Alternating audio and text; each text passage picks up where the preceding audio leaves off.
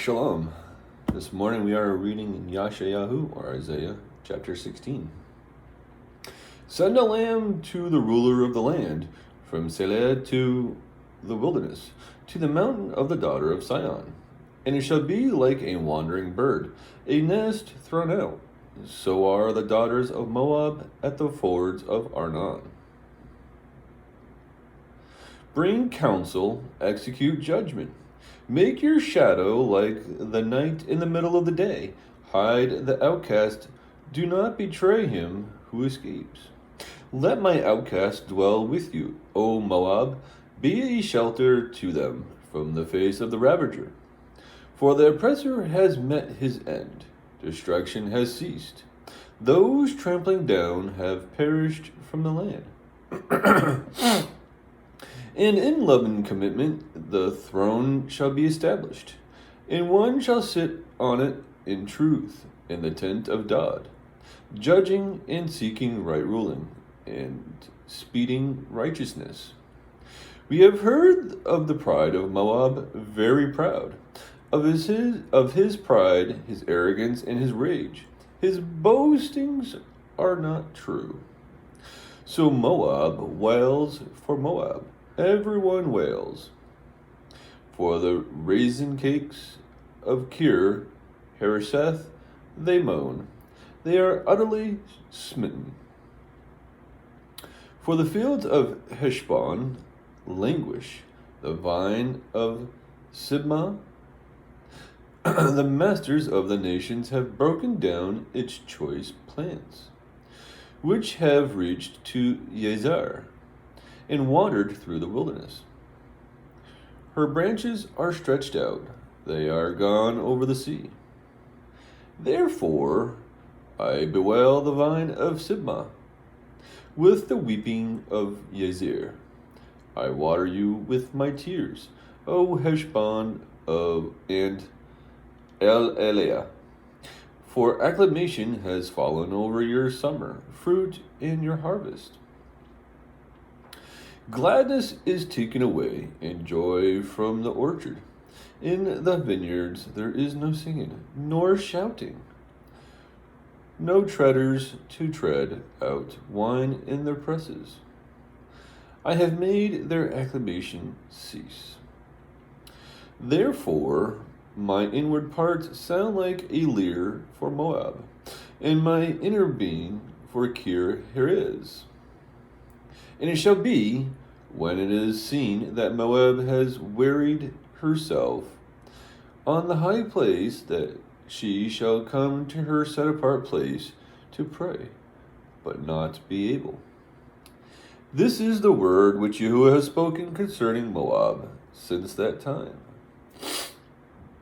But now Yahu'ah has spoken, saying, within 3 years, as the years of a hired man, the esteem of Moab is to be despised, with all its great throng, and the remnant be few, small and weak.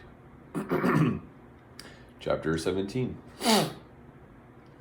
The message concerning Damascus. See, Damascus ceases to be a city, and shall become a heap of ruins. The cities of Aroer,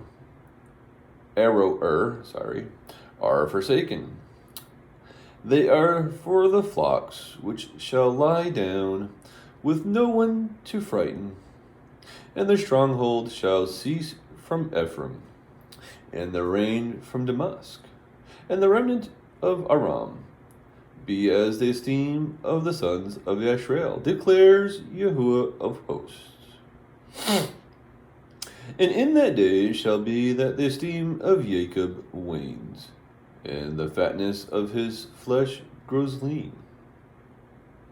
And it shall be as when the harvester gathers the grain, and reaps the heads with his arm, and it shall be as he who gathers heads of grain in the valley of Rephaim.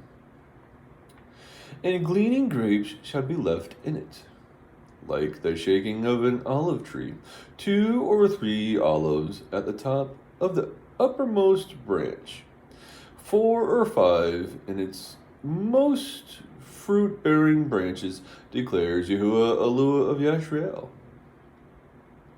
In that day man shall look to his Maker, and his eyes turn to the set-apart one of YashaYahu. And he shall not look to the slaughter places, the work of his hands. And he shall not see that which his own fingers made, nor the Asherim, nor the sun pillars. In that day his strong cities become like a forsaken forest, and an uppermost branch, which they left because of the children of YashaYahu, and it shall become a ruin. Because you have forgotten the Eluah of your deliverance, and have not remembered the rock of your stronghold, therefore you shall plant pleasant plants and set out foreign seedlings. But by day make your plant to grow, and in the morning make your seed to flourish. But the harvest is a heap in the day of grief and incurable pain. Woe to the uproar of many people who make a noise like the roar of the seas, and to the rushing of nations that make a rushing like the rushing of mighty waters. Nations rushing like the rushing of many waters, but he shall rebuke them, and they shall flee far away, and be chased like the chaff of the mountains before the wind, like whirling dust before the whirlwind. At eventide, look, alarm. Before morning, it is no more. This is the portion of those who plunder us, and the lot of those who rob us. Chapter 18. Woe to the land shadowed with whirring wings, which is beyond the rivers of Cush, which sends envoys by sea, even in vessels of reed on the waters, saying, Go swift messengers to a nation tall and smooth-skinned, to a people dreaded from their beginning onward, a nation mighty in trampling, whose land the rivers divide. All inhabitants of the world, and you that dwell on the earth, with a banner is lifted up on the mountains. Look, and when a shofar is blown, hear. For thus Yahu'ah said to me, I am still, and I watch in my dwelling place like dazzling heat in sunshine, like a cloud of dew in the heat of harvest. For before harvest, when the bud is perfect, and the sour grape is ripening in the flower, then he shall cut off the twigs with pruning hooks, and shall cut down and take away the spreading branches.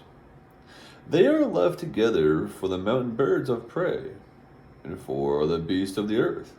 And the birds of prey shall summer on them, and all the beasts of the earth winter on them. In that time a present shall be brought to Yahu'ah of hosts, from a people tall and smooth-skinned, and from a people awesome from their beginning onward, a nation mighty in trampling, whose land and the rivers have divided, to the place of the name of Yahu'ah of hosts, to Mount Sion.